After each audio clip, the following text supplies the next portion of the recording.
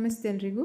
ನೋಡಿ, ಇವತ್ತು ಅತಿ ಸರಳ ವಿಧಾನದಲ್ಲಿ ರುಚಿಯಾಗಿರುವಂಥ ಮಲ್ಲಿಗೆ ಅಂತ ಇಡ್ಲಿಯನ್ನು ಹೇಗೆ ಮಾಡೋದು ಅನ್ನೋದನ್ನು ಇವತ್ತಿನ ರೆಸಿಪಿಯಲ್ಲಿ ನೋಡುವ. ತುಂಬಾ ಮೃದುವಾಗಿರುತ್ತೆ, ಹಾಗೆಯೇ ತಿಂದರೆ ಮತ್ತೆ ತಿಂತಾ ಇರಬೇಕು ಅನಿಸುತ್ತೆ, ಅಷ್ಟು ರುಚಿಯಾಗಿರುತ್ತೆ. ಮೊದಲಿಗೆ ನೋಡಿ, ನಾನಿಲ್ಲಿ 1.5 ಕಪ್ಪಷ್ಟು ಉದ್ದಿನ ಬೇಳೆಯನ್ನು ನೆನೆ ಹಾಕ್ತಾ ಇದ್ದೀನಿ. ಇಲ್ಲಿ ಉದ್ದಿನ ಬೇಳೆ ಅಷ್ಟೇ ನೆನೆ ಹಾಕಿ ಗ್ರೈಂಡ್ ಮಾಡ್ಕೊಳ್ಳೋದು.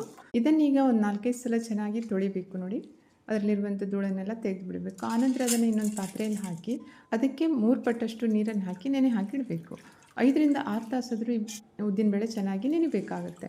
ನಾಳೆ ಬೆಳಿಗ್ಗೆ ಬ್ರೇಕ್ಫಾಸ್ಟಿಗೆ ಇಡ್ಲಿಯನ್ನು ಮಾಡಬೇಕು ಅಂದರೆ ಇವತ್ತು ಮಧ್ಯಾಹ್ನ 1 ಗಂಟೆ ಅಷ್ಟೊತ್ತಿಗೆ ಇದನ್ನು ನೆನೆ ಹಾಕಿಡಬೇಕಾಗುತ್ತೆ. ನೋಡಿ, 5-6 ತಾಸು ಆಯ್ತಲ್ವ ಇದನ್ನು ನೆನೆ ಹಾಕಿಟ್ಟು ಸಂಜೆ ಹೊತ್ತಾಗಿದೆ. ಈಗ ನಾನು ಇದನ್ನು ಗ್ರೈಂಡ್ ಮಾಡ್ತಾಯಿದ್ದೀನಿ.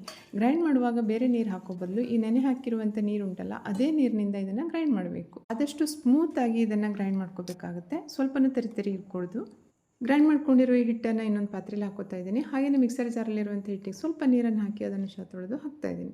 ನೋಡಿ, ಇದೇ ಕಟೋರಿಯಲ್ಲಿ ನಾನು ಉದ್ದಿನಬೇಳೆ 1.5 ಕಪ್ ಹಾಕಿದ್ನಲ್ಲ, ಅದೇ ಕಟೋರಿಯಲ್ಲಿ ಈಗ ನಾನು 3 ಕಪ್ಪಷ್ಟು ಇಡ್ಲಿ ಅಕ್ಕಿ ರವೆಯನ್ನು ಹಾಕ್ತಾಯಿದ್ದೀನಿ. ಇದು ಸಾಮಾನ್ಯವಾಗಿ ಎಲ್ಲ ಅಂಗಡಿಯಲ್ಲೂ ಸಿಗುತ್ತೆ, ಇಡ್ಲಿ ಮಾಡುವಂಥ ಅಕ್ಕಿ ರವೆ.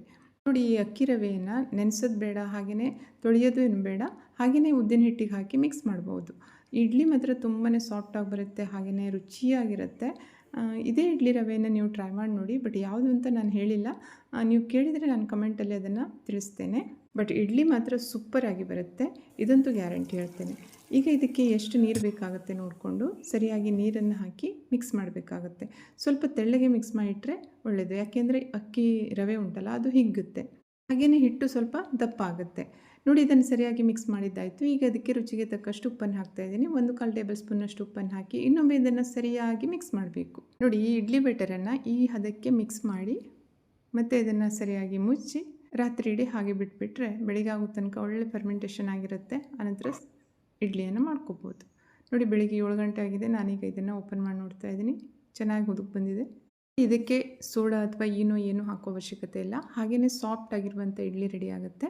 ಇನ್ನೊಮ್ಮೆ ಇದನ್ನು ಸರಿಯಾಗಿ ಸ್ಪೂನಿಂದ ಮಿಕ್ಸ್ ಮಾಡಿಬಿಟ್ಟು ಇಡ್ಲಿ ಪ್ಲೇಟಲ್ಲಿ ಹಾಕಿ ಇಡ್ಲಿಯನ್ನು ಮಾಡ್ಕೋಬೋದು.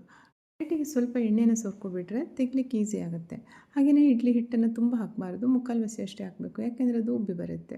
ನೀರನ್ನು ಮೊದಲಿಗೆ ಕಾಯ್ಲಿಕ್ಕೆ ಇಟ್ಕೊಂಡಿರಬೇಕು. ನೀರು ಚೆನ್ನಾಗಿ ಕಾಯ್ತಾ ಇರಬೇಕು. ಆನಂತರ ಈ ಇಡ್ಲಿ ಪ್ಲೇಟನ್ನು ಅದರಲ್ಲಿ ಇಟ್ಬಿಟ್ಟು ಮುಚ್ಚಿ 5ರಿಂದ 6 ನಿಮಿಷ ಹೈ ಫ್ಲೇಮಲ್ಲಿ ಬೇಯಿಸ್ಕೊಂಡು ಬಿಟ್ಟರೆ ಇಡ್ಲಿ ರೆಡಿ ಆಗುತ್ತೆ. ನೋಡಿ, ಇಡ್ಲಿ ಚೆನ್ನಾಗಿ ಬೆಂದಿದೆ. ಈಗ ಇದನ್ನು ತೆಗೆದು 2 ನಿಮಿಷ ಹಾಗೆ ಬಿಡ್ತೀನಿ. ಆನಂತರ ಈ ರೀತಿ ಸ್ಪೂನ್ನಿಂದ ತೆಗೆದುಕೊಂಡು ಬಿಡ್ಬೋದು. ನೋಡಿ, ಪ್ಲೇಟಿಗೆಲ್ಲ ಸ್ವಲ್ಪನೂ ಅಂಟ್ಕೊಳ್ಳೋದಿಲ್ಲ, ಎಷ್ಟು ಚೆನ್ನಾಗಿ ಇಡ್ಲಿ ಎದ್ದು ಬರುತ್ತೆ ಅಂತ.